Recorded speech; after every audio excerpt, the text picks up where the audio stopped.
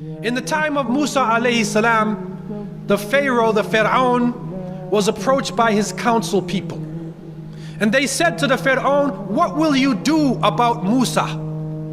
And Fir'aun answered, and this is enshrined in Surah Al-A'raf, verse 127. Fir'aun answered, "We will kill their young men, and we will keep the women alive, for surely we have irresistible power over them." Musa alayhi salam responded to this. How did he answer? Did he speak about getting weapons? Did he speak about a huge army? Musa answered, said to his people, "Seek your help from Allah and be patient. Surely the earth is Allah's, and He gives it to whom He pleases from His worshippers.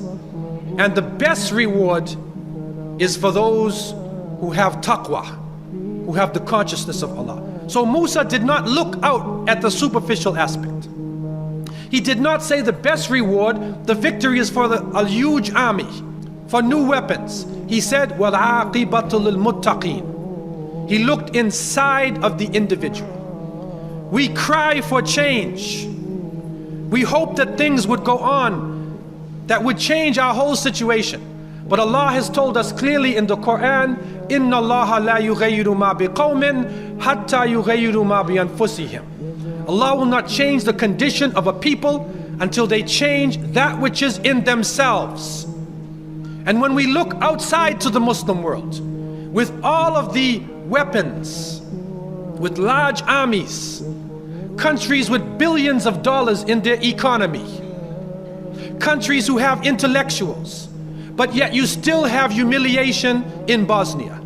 You still have humiliation in Kashmir.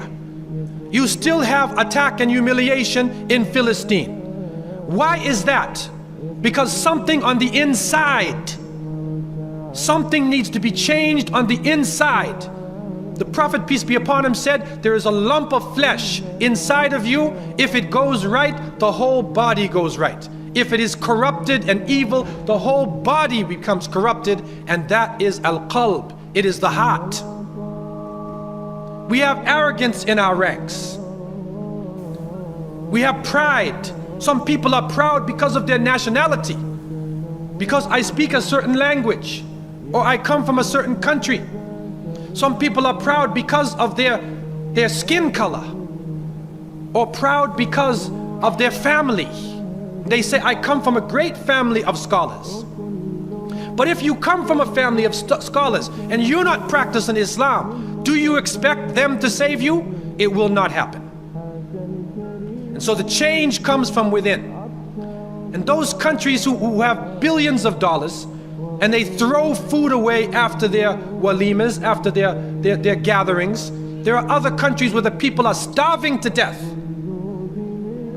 And it is not until the filth of nationalism and qawmiyya and tribalism and greed and conceit, love of self, anger, uncontrollable anger with each other, until that leaves us, we cannot expect the help from Allah subhanahu wa ta'ala.